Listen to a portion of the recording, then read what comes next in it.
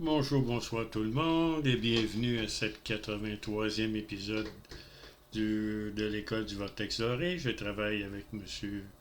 Jean-Luc Tauron de Bamako au Mali. Maintenant, je vais continuer mon histoire de la 82e épisode. Le 82e épisode finit où ce que je suis dans un château près du trône d'une entité qui ressemble à Satan. La face est rouge et noire. Puis il y a une queue, puis il y a un sceptre. Et je suis avec une femme. Je crois que c'est ma femme, mais c'est mon côté féminin. Alors, on est sur le côté, face au trône, et le roi se tourne vers nous et nous demande de nous avancer vers lui. Moi, j'ai pas confiance en cette entité, alors je reste sur mes gardes, je ne bouge pas, mais la dame qui est avec moi, elle se met à courir vers le démon, vers le roi, vers l'empereur, je ne sais pas trop. Elle se met à genoux et commence à lui embrasser la main et la pierre qu'il avait sur le doigt, sur, sur le doigt où on est marié. Là. Et elle l'embrasse et lui, il est tout heureux d'avoir retrouvé sa Isabelle. Parce qu'elle était, avant cette vie-ci, elle était son impératrice. Elle était aussi sa prêtresse et elle enseignait ou elle parlait aux gens de son royaume. Et puis puis à un moment donné, elle s'est même couchée à plat ventre pour dire elle lui était soumise. Et elle lui disait aussi qu'elle était soumise, qu'elle était heureuse de revenir dans son royaume, qu'elle était contente de le servir encore.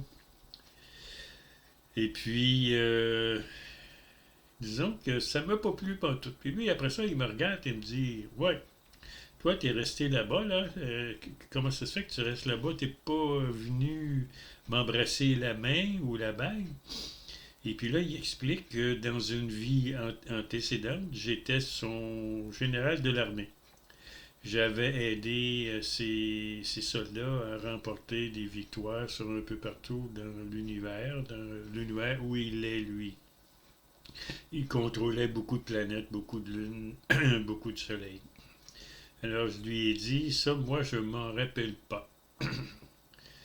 Alors tout d'un coup, euh, j'ai vraiment pas aimé ce que j'ai vu de la dame. Alors tout d'un coup, il y a une autre, la prêtresse qui était là pour lui présentement. Elle arrive sur scène. C'était une grande femme d'une beauté incroyable, très bien maquillée, des cheveux roux avec un fouet. Et puis, elle disait aux gens qui étaient dans la salle, ben, il faut tuer ces gens-là, il faut, parce qu'ils ont trahi le roi, ils ont trahi le peuple, parce qu'ils se sont sauvés, et puis on les retrouvera plus. Là, on a les retrouvés, maintenant, il faut les faire payer.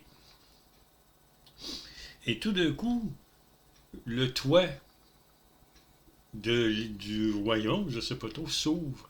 Et il y a eu sept ovnis qui sont passés au-dessus du royaume. Et j'ai été happé à un des ovnis. Et puis, je suis parti à l'extérieur de l'enceinte du château et j'étais proche d'un précipice. Alors, là j'ai reçu un appel mental de Rébazar et qui me dit ben, maintenant tu vas attendre. Tu vas voir d'ici quelques minutes, tu vas voir des choses très spéciales se passer. Pendant ce temps-là, moi je communique avec la madame là, qui est dans le château. Je sais qu'est-ce qui se passe au château.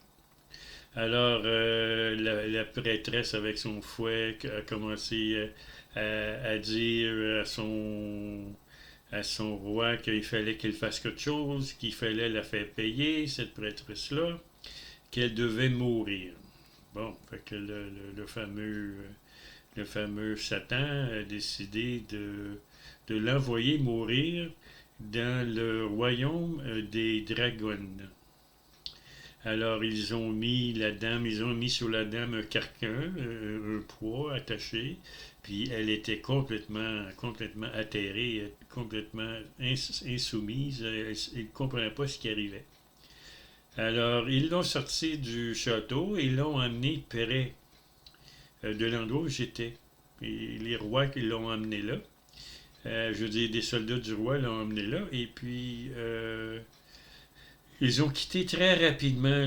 Ils l'ont poussée en bas du précipice, elle a tombé, et puis ils se sont poussés rapidement parce qu'ils avaient très peur des dragonesses. Alors je suis descendu tranquillement, et puis il y avait une jeune fille qui était avec nous, qui a descendu aussi. Elle est apparue tout d'un coup. Elle était là, je ne sais pas pourquoi, mais elle était là pour nous aider. Alors on a descendu vers le bas, on a pris la dame, on lui a enlevé la structure de bois et on est allé se cacher dans une grotte parce que les dragons étaient arrivés. Alors les dragons étaient très très grands, peut-être 10 mètres de long, vert foncé et du noir. Et elle crachait du feu. Et il ne pouvait pas rentrer dans la grotte où on était parce que c'était beaucoup trop petit. Alors je les regardais flotter au-dessus de ma tête. Alors voilà, c'est la deuxième partie de ce rêve et je vais continuer la prochaine fois.